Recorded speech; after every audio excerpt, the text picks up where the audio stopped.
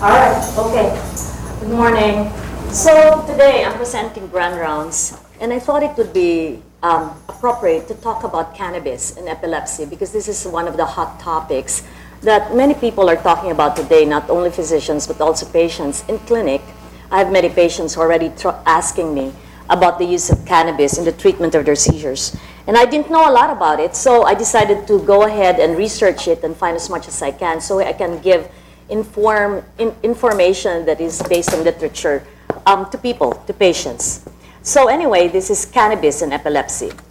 So the learning objectives would be to define medical marijuana and cannabis and the different cannabinoid formulations, to discuss the cannabinoid and then the cannabinoid system. We cannot really appreciate the full gamut of the possibilities of the use of cannabinoids in epilepsy without understanding the cannabinoid and endocannabinoid system. And also to discuss the physiologic basis behind the use of marijuana for epilepsy, citing preclinical as well as clinical studies supporting the possible use of cannabis for epilepsy. Also, I will touch a little bit on the current federal and state policies regarding the use of cannabis for epilepsy. So, disclosures, I have never smoked, I have never inhaled, but I may invest. So, I would just like to be clear about that. Now, so when I look at the literature, as Donald Trump bigly says, cannabis really is a beautiful thing in many respects. So anyway, it's nothing nasty, it's not disaster, all right? What is cannabis? Cannabis is a widely distributed plant that is one of the oldest sources of fiber, food, oil, and medicine. We use it in the making of clothing, of textiles, in tinctures, and some people have used it as medicine. Cannabis, when we say cannabis, all we mean is that it's a generic term for the products of the plant we know as Cannabis sativa, L. So there are two predominantly common cannabis plants. These are Cannabis indica and Cannabis sativa. There's also a Cannabis ruderalis. Now, the way we distinguish it, I've never really seen a plant, or if I've seen a plant, then I would not have recognized it.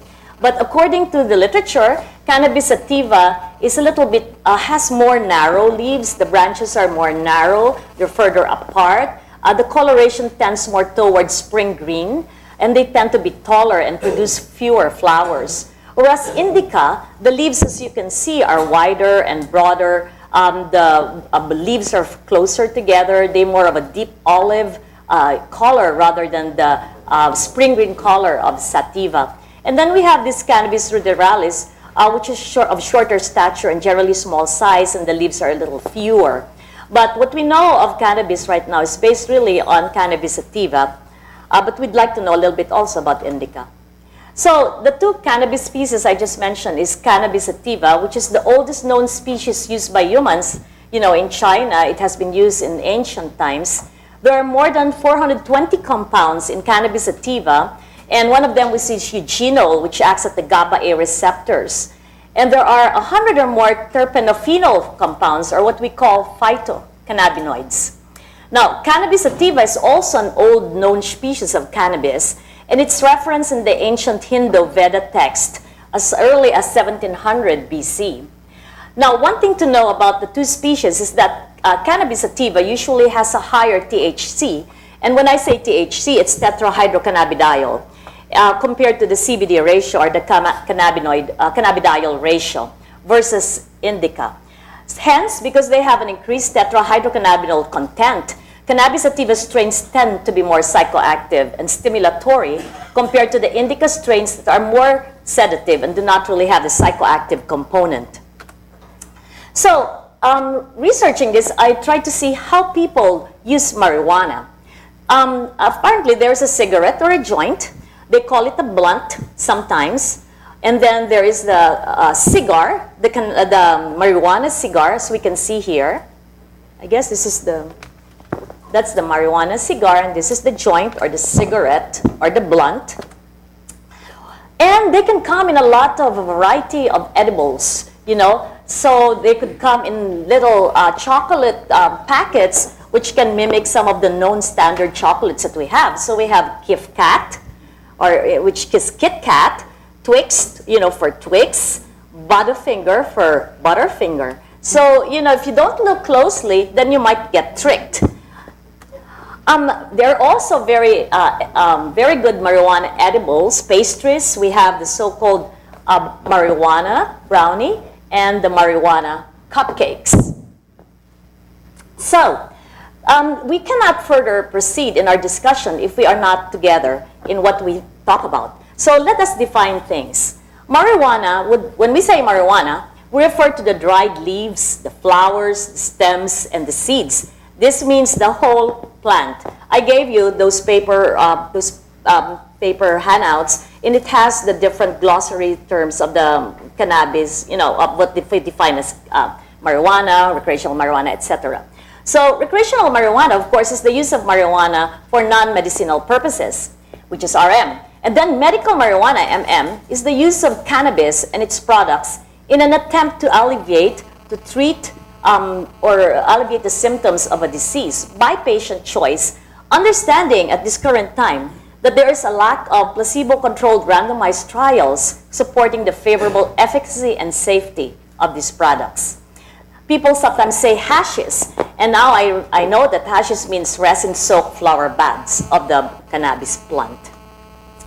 Some people say hemp, and hemp will refer to the strains of Cannabis sativa historically grown from fibrous materials found in stalks and seeds. So it's mainly in the stem of the plant.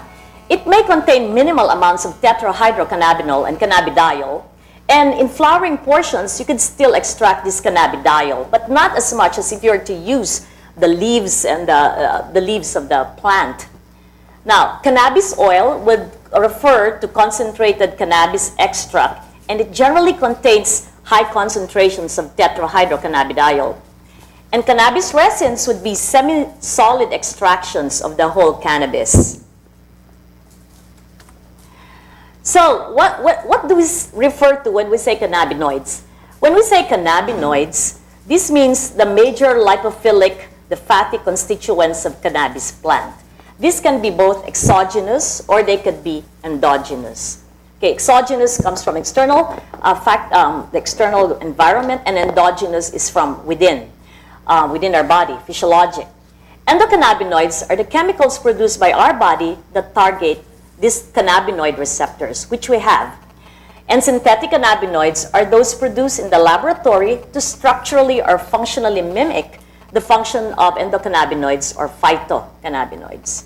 So this is what we mean by exogenous cannabinoids, endocannabinoids, and synthetic cannabinoids. Now, as I've mentioned, there are phytocannabinoids in the Cannabis sativa plant or the indica plant. There are over 100 naturally occurring chemicals found in the cannabis plant with a chemical structure related to our own endogenous cannabinoids. And among this would be, like I said, delta-9 tetrahydrocannabidiol, which is CB1 agonist, strong one. That's why it is a psychoactive chemical or molecule. And then we have the delta-1 tetrahydrocannabinolic acid. We have the THCV, which is the tetrahydrocannabidivarin, which is structurally similar to tetrahydrocannabinol, but it is a CB1 antagonist. And then we have a CBD, which is what we're going to be talking about, which is cannabidiol, and it has low affinity for the CB1 and the CB2 receptors. And then we have CBDV, which is cannabidivarin. So the cannabis plant, I said, contains more than 100 phytocannabinoids. The two most important ones will be delta-9 tetrahydrocannabidiol and cannabidiol. And as mentioned, one is psychoactive and the other is non-psychoactive. This one was synthesized, isolated very early in 1964 and was synthesized in the laboratory in 1971. It is active on the CB1 receptor, is an agonist, and is psychoactive component. Now the oil. The cannabidiol is, the acronym for that would be CBD. It's a prominent non-psychoactive cannabinoid component of cannabis. It has a low affinity for the two types of cannabinoid receptors we have, which is type 1 and type 2. That's why it is not very psychoactive. It was isolated in 1940 and synthesized in 1963. So let's go back to history and understand the role of cannabis early on, Because as you know, we think cannabis is now being considered for the treatment of many neurologic disorders, epilepsy among one of them. But truly, this idea is not a new or novel idea. This has been going on for a long, long time. So in 2900, the Chinese Emperor Fuxi characterized cannabis as having a yang, which is a strong and active force, and a yin, which is a weak and active force. And in 2700 BC, Emperor Shennong was said to discover the healing properties of marijuana. In 1500 BC, the earliest written reference to medical marijuana was seen in the Chinese Pharmacopoeia, 1500 BC. Physicians in India, Egypt, Persia, Rome, Arabia, Greece had used cannabis for various purposes, spiritual, medicinal, had been used for menstrual fatigue, gout, rheumatism, malaria, constipation, pain, and even absent-mindedness. But the earliest documented use of cannabis to treat seizures was in a Sumerian text dated 2900 BC in a 12th century Arabian document. So as early as 2900 BC, the idea that cannabis might be useful to the treatment of seizures has already been raised. There's a doctor in 1839. His name is Dr. William O'Shaughnessy. He reported that cannabis is a treatment for epilepsy, saying that it is useful in the alleviation of pain in most, a remarkable increase in appetite in all, an equivocal aphrodisiac, and produces a great mental cheerfulness. And thereafter, in the late 19th century, several other physicians, Russell Reynolds and Gowers, who we are all very familiar with because of the Gowers sign and Duchenne's muscular dystrophy, noted the benefits of cannabis for epilepsy. And Gowers actually had a case report that he had written and published in a medical journal where he documented that report of a 40-year-old man who benefited from the use of cannabis in the treatment of his treatment-refractive epilepsy. So in 1854, cannabis was then added to the U.S. Pharmacopoeia for the treatment of neuralgia, tetanus, typhus, cholera, rabies, dysentery, alcoholism, leprosy, tonsillitis, and of course, convulsive disorders. And then marijuana tinctures were patented and when they're sold to the public back in 1854.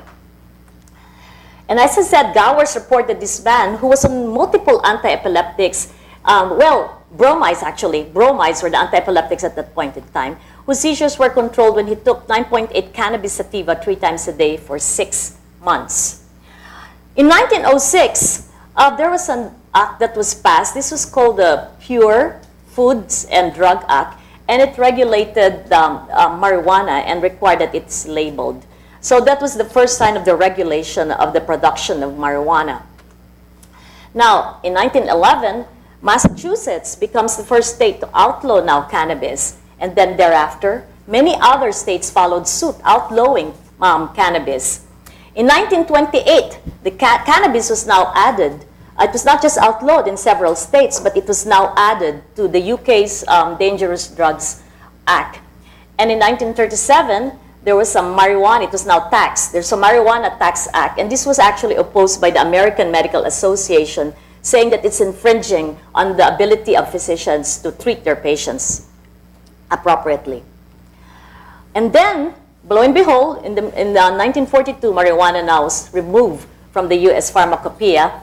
And further down the line, 1970, this Controlled Substances Act now scheduled marijuana as a Schedule I drug and stated that marijuana is a drug with no accepted medical use and only has a high potential for abuse, along with heroin, LSD, peyote, ecstasy, and methaqualone. So it is a Schedule I drug. It was a Schedule I drug. In 2004, President Barack Obama signed this Agricultural Act of 2014, which is known otherwise as Farm Bill. Section 7606 highlights the legitimacy of industrial hemp research. It authorized the legalization of hemp, which means cannabis plants, the stalk mainly, containing 0.3% or less tetrahydrocannabinol by weight. There are formulations of marijuana that can contain a size 36 tetrahydrocannabinol, cannabidiol by weight. And it authorized the legalization of this hemp for the use in research and pilot programs by institutions of higher education or states. So it gave us a little bit of a leeway, a little opening in order to research and study marijuana better and understand its uses for medicinal purposes. So what is the state of medical marijuana? At present, 34 states and the District of Columbia permit some form of marijuana consumption for medicinal purposes. As we know, in 1996, California was the first state to legitimize or legalize the use of marijuana for medicinal purposes. Thereafter, first 4 states followed suit, and this would be Colorado, as we know, Oregon, Washington State, and Alaska. They have decriminalized the use even of recreational marijuana. Nonetheless, marijuana remains classified as a Schedule I drug as far as the federal government is concerned. So the use of marijuana is very state-driven or state-regulated, but there are federal regulations that we have to follow. So this is this just shows you the different states that had legalized medical marijuana, from Alaska to Rhode Island, and the measures that were passed and their possession limits. This is just a table of how much. It varies anywhere from 1 ounce to 8 ounces. So depending on what state or how many plants you could have at any given time. So this is just the states showing where medical marijuana is currently legalized. And marijuana, of course, is in 4 states legalized for recreational purposes. And many states, no laws legalizing marijuana. I heard that in Louisiana 2 years ago, they had passed the bill whereby, setting up the steps for the legalization of medical marijuana. And that's why I wanted to learn more about it before it catches up with me. Currently, it is illegal for physicians, even in states where medical marijuana is legal, to prescribe the drug because it is a Scheduled I drug. Prescribing it would still constitute aiding and abetting the acquisition of marijuana, which is drug trafficking. It could result in the revocation of your DEA license, in your arrest, or even in jail time. States that have legalized medical marijuana are still not immunized from the federal law. So what's approved at present? Dr. Brewer, I think, and Dr. Swindeman a few years ago had 2 grand rounds on medical marijuana. And then as now, there are only, as best as I know, 3 drugs that are approved at present, which is Marinol, Sesamet. Marinol's dronabinol, we know it, and Sesamet is Nabilone, and they're FDA approved for the treatment of cancer, chemotherapy-associated vomiting and nausea, and appetite and weight loss in patients with HIV. And then for Dr. Minagar, Sativex, Nabiximol, I don't know if we use it, but it's approved in 26 countries for spasticity and MS and central pains, and it's treatment of opioid-resistant pain in Canada. So we have 3 compounds that are now approved legally. Now, how is marijuana administered? I showed you that it can be smoked, it can be eaten. They can breed plants of marijuana, and they can increase the tetrahydrocannabidiol content, to as much as 36%. It says 2.5 milligram to 8.10, but 36 milligram % can be seen.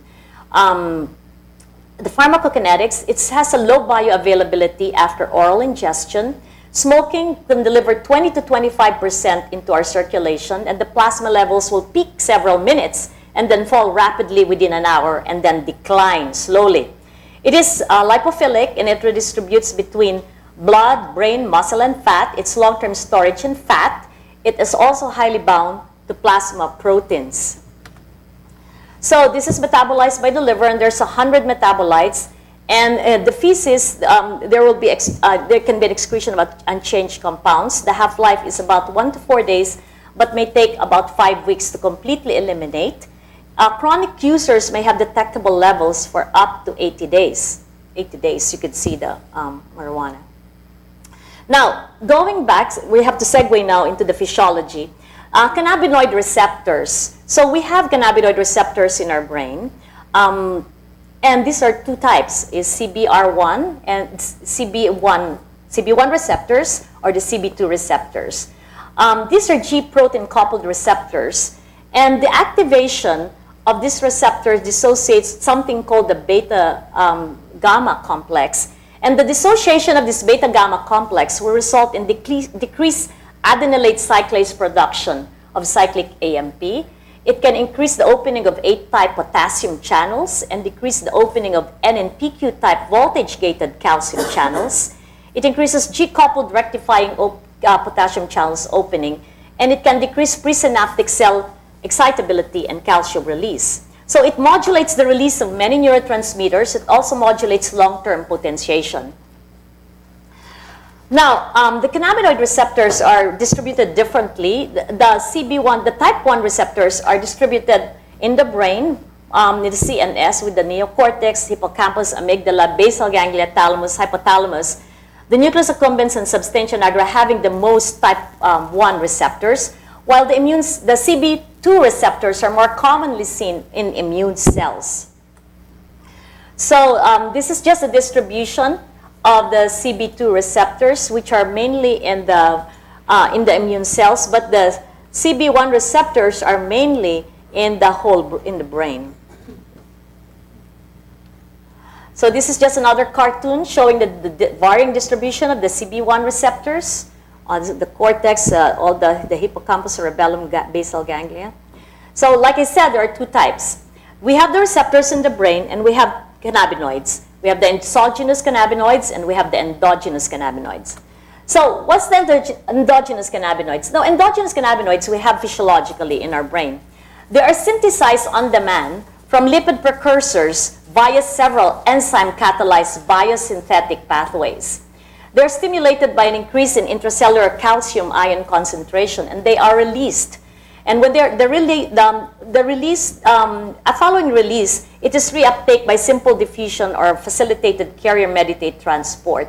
And then they are metabolized intracellularly, and most of them are agonists. They modulate neuronal excitability by a process called retrograde signaling. So there are two main types of endogenous cannabinoids which bind into the CB1 receptors. These are anandamide and the 2-arachidonyl glycerol, otherwise known as AE or 2-AG, just for short. So two main endocannabinoids we have, anandamide and 2-AG. And they bind to cannabinoid receptors in brain and in the periphery.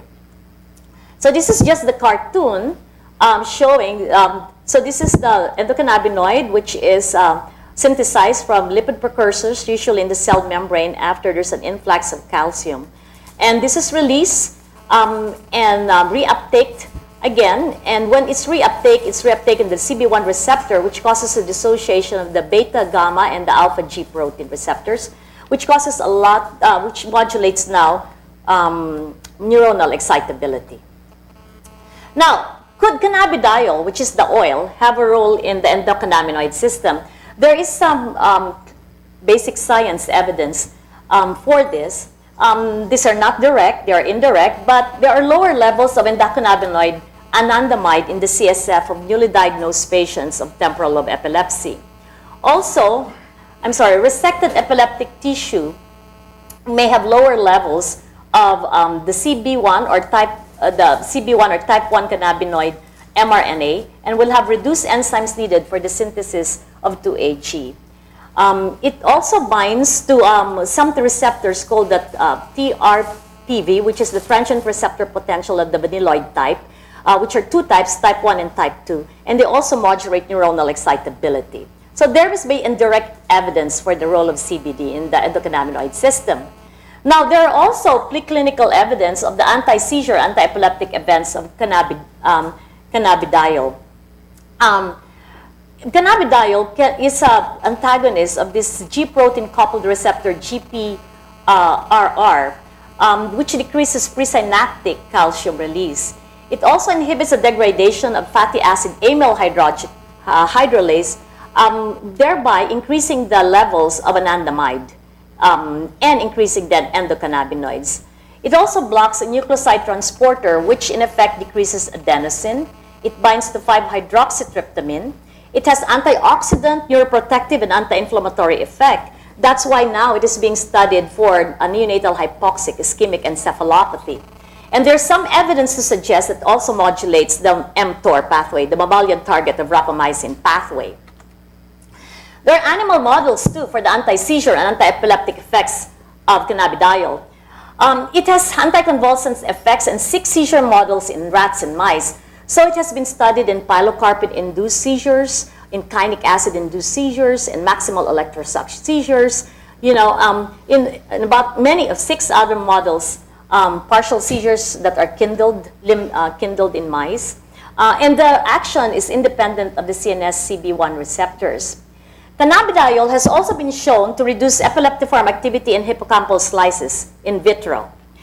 And it has been shown to reduce after-discharge amplitude, duration, and propagation, and increases after-discharge threshold in electrically kindled limbic seizures in rats. So there are animal models suggesting that there may be an anti-seizure property to cannabidiol. Again, these are indirect. No discussion of cannabis and cannabis or marijuana is complete without touching on the entourage effects. Are you all familiar with the entourage effects? I know Dr. Brewer talked a little bit about entourage effects. So what it means mainly, this is a coined term by Ben Shabat. What it means mainly, there are potentiating effects of the different byproducts of the endocannabinoid byproducts and the endocannabinoid function at the receptors. So if you have cannabidiol, maybe in of itself it's not enough. Maybe you need to have tetrahydrocannabidiol together with cannabidiol to make it a much more potent and useful compound. So there are people that are proposing that you don't need just cannabidiol, you need an extra tetrahydrocannabidiol for it to be a better compound. But thus far, so that's the entourage of whole plants are better than the natural products derived from them. The whole is better than the part. So no evidence thus far, however, for treatment in epilepsy of the entourage effect. So why are we going to use medical marijuana? Or why are we going to try to think that maybe cannabis may be used for the treatment of this neurologic problem? Well, families are desperate. Thus far, we have about 20 to 25 anti-epileptic drugs. People are generating more and more drugs, research is more. But really, none of them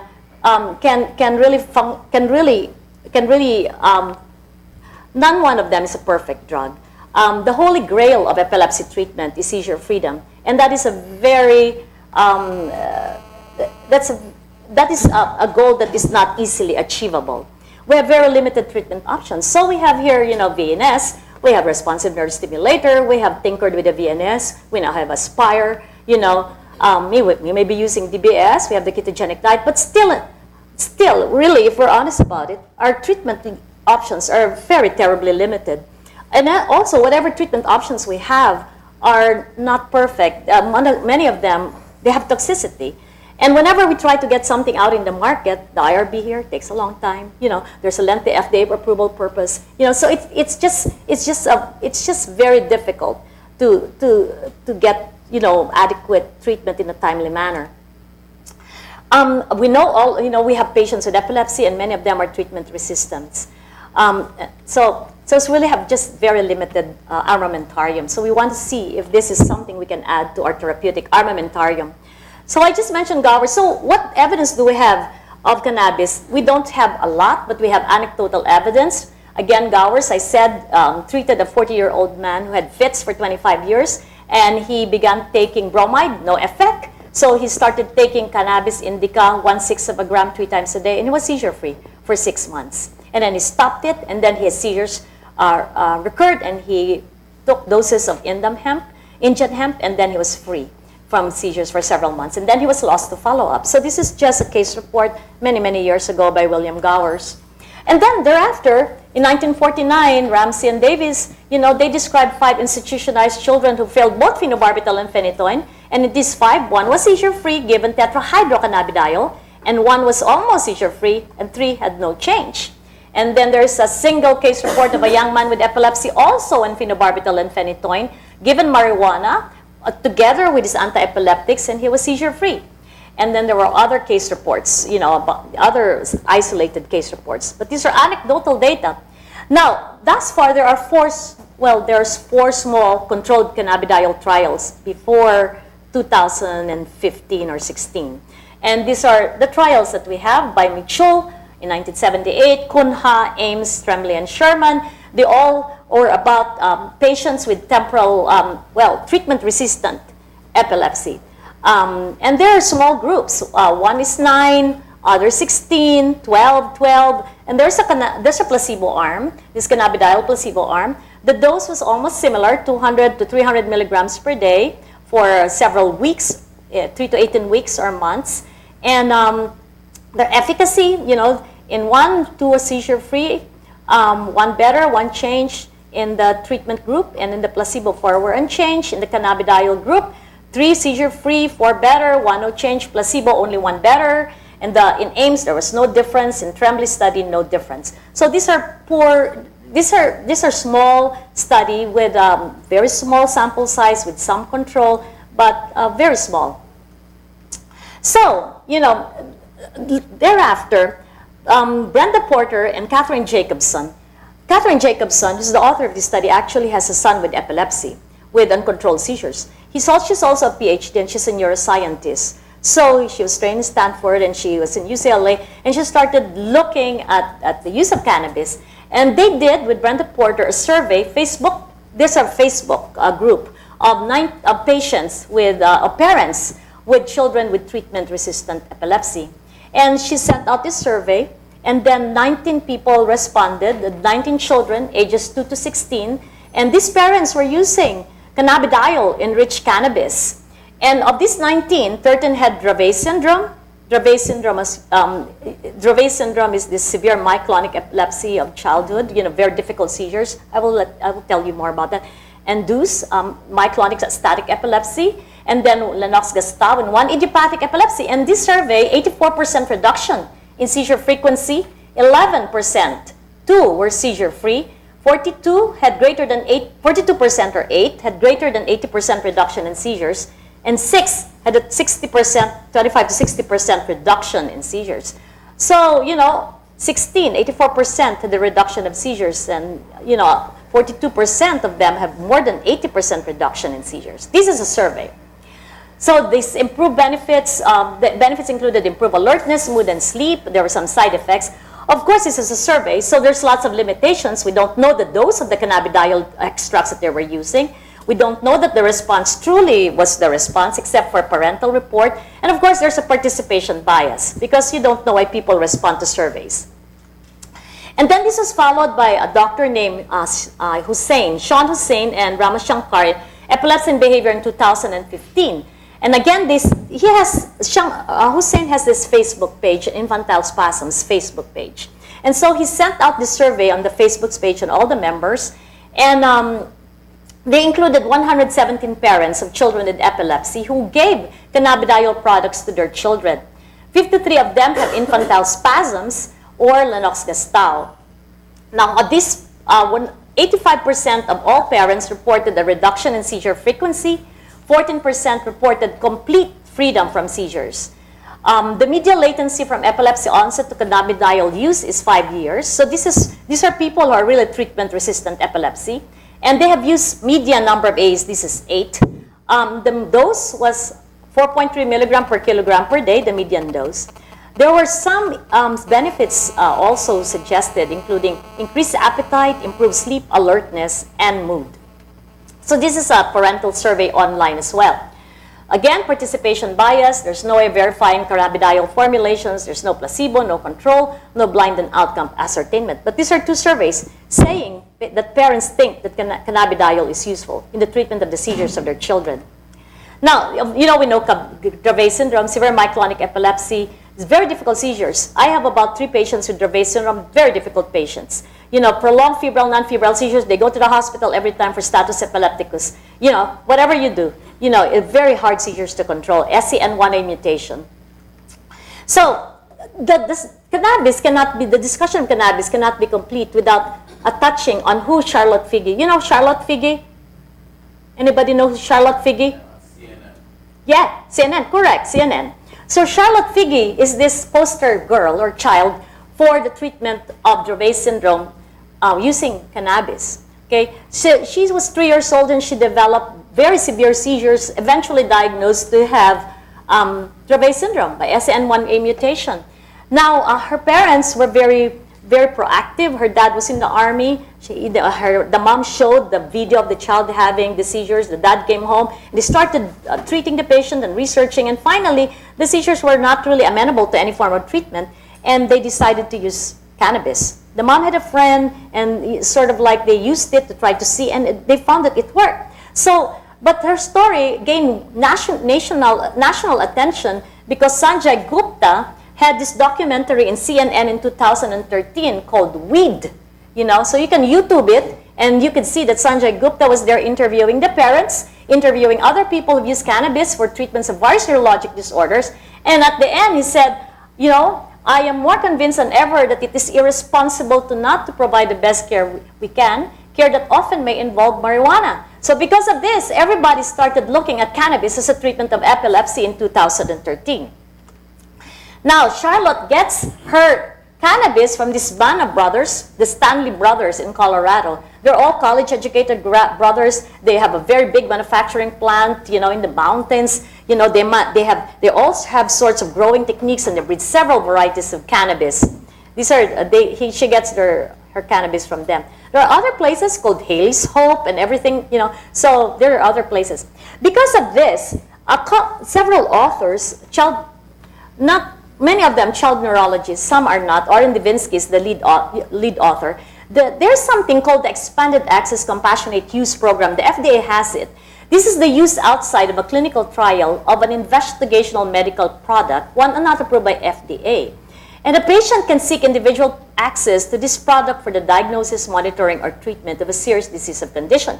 So this is this program in the FDA, and these authors decided to make use of this FDA opportunity to do an expanded access compassionate use study.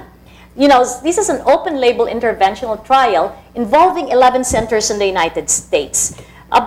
They may have 25 each in each center. This was from a year, 2014 to 2015. The patients were 1 to 30. These are children and young adults with treatment-resistant epilepsy. They are enrolled in this expanded access program. So this is not randomized, it's placebo-controlled. These are all patients with, you know, epilepsy. They gave them Epidiolex. I'm going to say something is sponsored, you know. So Epidiolex, which is manufactured GW Pharmaceuticals, is a 99% pure oil-based cannabidiol extract. So it's, yes? Again, just to be clear, the cannabidiol is the one that has weak binding to the THC1 Yes. and 2 and very little psychoactive effect. Correct. Correct. So this isn't, you know, THC tetrahydrocannabinol. No, cannabidiol. Yeah. So this is a sesame oil-based solution. It's cannabidiol. So they gave it at a dose of 2 to 5 milligram per kilogram per day, and they escalated the dose up to 50 milligram per kilogram per day with FDA approval and the RB approval. And they monitored the patients for a period of 12 weeks or 4 months. And the primary objective was to establish safety and tolerability. And also, after that, it would be the percentage change in the frequency of motor seizures at 12 weeks. So Divinsky et al. So they enrolled 214 patients, and 162 were in the safety and tolerability arm, and 137 were in the efficacy arm, and 33, a big cohort of them had Dravet syndrome, and 31 had Lennox-Gastaut syndrome, and the rest are different kinds of seizure types. So 162 in the safety and 137 efficacy. Now, for the safety, adverse events were seen in more than 10%. And the most common was somnolence, 25%. Some would have decreased appetite, diarrhea, fatigue, whatever. You know, 30%, 48 had some form of serious adverse event, and 1 death, 1 SUDEP, which is maybe unrelated to the studied drug because these are treatment-resistant epilepsy who are more commonly prone to getting SUDEP. You know, so there's 1 death they thought was unrelated. And 12% had several other severe adverse events. So somnolence is the most common adverse events. Efficacy-wise, the median monthly frequency of motor seizures was 30 at baseline. It was half to 15 over a 12-week period. And the median reduction in monthly motor seizures were 36%. So in motor seizures, 39% of patients had a reduction of 50% or more, 21 had a reduction of 70% or more, and 9 had a reduction of 90% or more, and 5 or 4% were free of all motor seizures in 12 weeks. This is on the efficacy side, 132 patients, 5 were free. So anyway, so in the Dravet, the more compelling results were in Dravet, where they found that the median change of about 70% in monthly tonic seizures, and 50% in monthly tonic seizures, and 80% in non-motor focal seizures, and you have like 33 people with Dravet. And also in Lennox-Gastaut, there was about a 36% decrease in motor seizures, but no one was seizure-free after 3 months of treatment. So they feel that the efficacy of cannabidiol seems to be there. You know, there's some evidence for that, more so for Dravet and Lennox-Gastaut. They did a post-hoc analysis, and they found that on people taking clobazam, they had a reduction of 50% or more, 51% had a reduction of 50% or more in motor seizures. And in valproate also, a similar reduction of 50% or more than those not taking either clobazam or valproate. So it seems that if you were taking cannabidiol, clobazam, and valproate, you seem to have a greater reduction in seizures when they're together, suggesting some sort of synergistic effect. And what they're thinking is because clobazam has a metabolite that is increased whenever cannabidiol is added, because it is inhibitory to the CY219 system in the liver.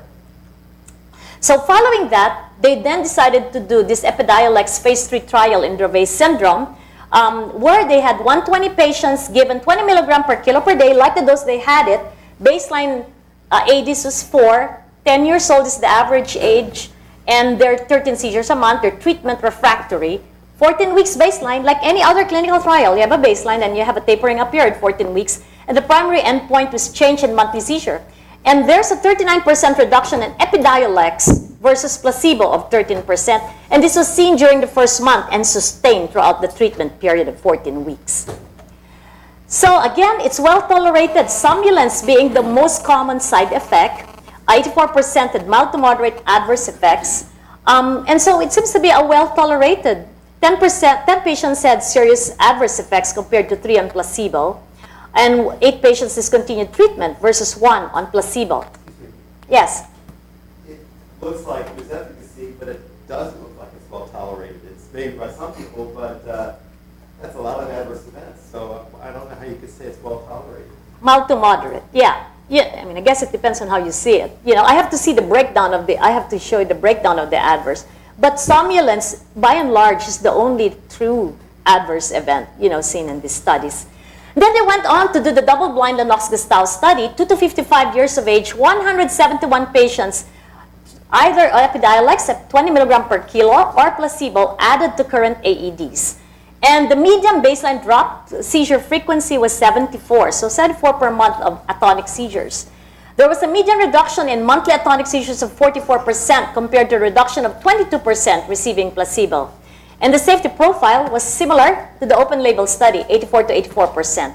There was no major adverse effects, they say, related to medication. And then there's another study. This is second LGS study, 16 years average age. Again, 20 milligram per kilogram cannabidiol, 42% reduction in seizures compared to 17 in placebo. And this one, like in the other Dravet study, emerged during the first month of treatment and was sustained throughout the treatment period, and the adverse effects were similar as in the other studies. Currently, we're doing studies now on tuberous sclerosis, cannabidiol, phase 3, comparison Epidiolex versus placebo in 200 patients with tuberous sclerosis, looking at its efficacy as adjunctive treatment to anti-epileptic drugs. And now we're also they're doing feasibility studied Epidiolex for the treatment of infantile spasms, the pilot trial to begin in 2017.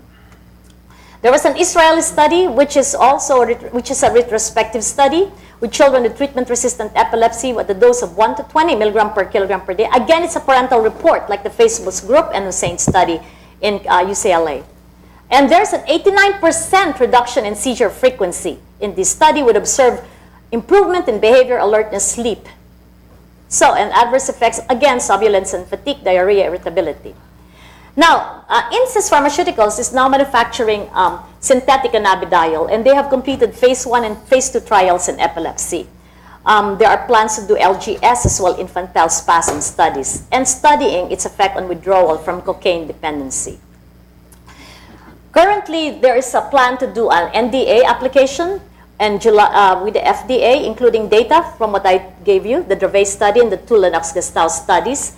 And it's on track for submission for the first half of 2017. And so there's now efforts to to have this FDA approved and streamlined. So it's now also being used for treatment, as I said, in neuropsychiatric disorders and HIE, neonatal hypoxic ischemic, because of its antioxidant, neuroprotective, and anti-inflammatory properties. So what would happen if CBD were FDA approved? Then it probably would only be for Dravet and LGS, because that's the robust data we have. If it's FDA approved, there will be no law needed to change, no law needed change for use. You will just write a prescription, they fill it. It will not be a Schedule I medication.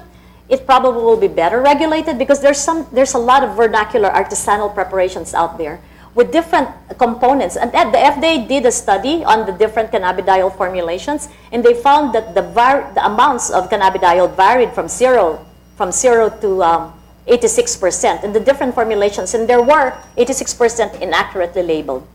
So it may be better in terms of regulatory purposes, and this is just the AN review of the efficacy of medical marijuana and all other neurologic disorders.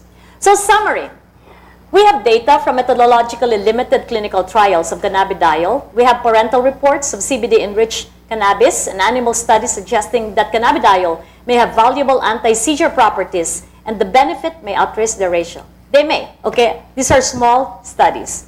But we still need bigger trials, actually.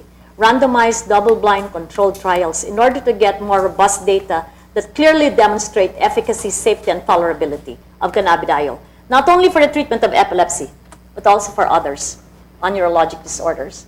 So we need to test and validate available products. We need to do more work on mechanisms of actions. And we have to know the negative effects of cannabidiol on the developing brain if we were to give it to children. You know, chronic marijuana users less than the age of 16 are said to have changes in their brain white matter with decreased connectivity. You know, so there might be some things that may negative effects, so we have to look at that. We need to re-examine the rescheduling of cannabis, need more information of optimal dosing. So I went to the Child Neurology Society meeting last week, and across my hotel, I noticed the last day that I was there is this little store. It's called the Green Room. And I was very interested. I said, what is this? So I strolled into across the street from that St. Regis Hotel, and I went to this Green Room. And lo and behold, it was a medical marijuana dispensary. So the proprietor, whose name was Oregon, I don't know why, well, showed me all sorts of marijuana preparations. I didn't know that there's a shatter. And the shatter apparently refers to amber semi-solid crystals of marijuana. So there's different shatters, you know, purple shatter, green shatter, yellow shatter. You know, that's a vernacular, I think. So I learned something. And they had all sorts of tablets and edibles. You know, I took pictures of it. He let me take pictures of it. Apparently, a tablet goes for one tablet for $6 Canadian. Two, you have a bargain for $15. And no, yeah, for $10. And 3 tablets will be for $15 Canadian. You know, for marijuana. He was very nice. He showed me his merchandise. And then he has all sorts of tinctures and oils. This is a cannabidiol oil. It's in a little sachet. It's in a sesame seed preparation. And there's tetrahydrocannabidiol, which is more potent. Then these are tinctures. He has all sorts. And people were coming, you know, there all the time and asking his help. So I took a picture of myself in the green room. I had fun, you know. And so I think we need to be open to that idea. Questions?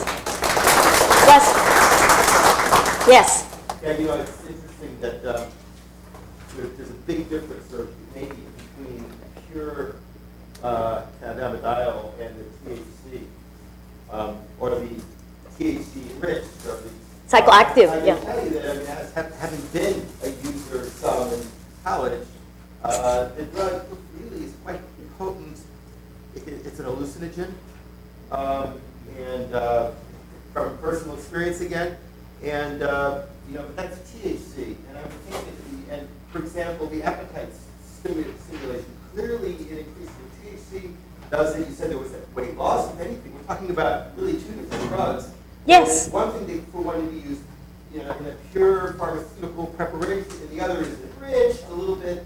I can tell you, I've got patients of mine with Parkinson's disease, which is those people are prone to hallucinate even without dementia from any kind of therapy. Even without, Parkinson's patients have can hallucinate, and I've stopped marijuana in several patients with with benefit. Each one has thanked me afterwards for stopping it.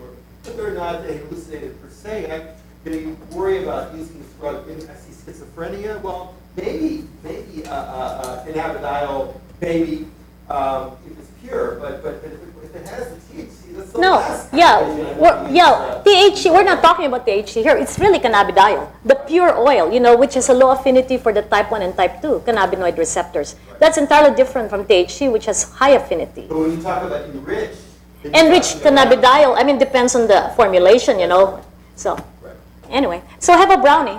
You'll feel good.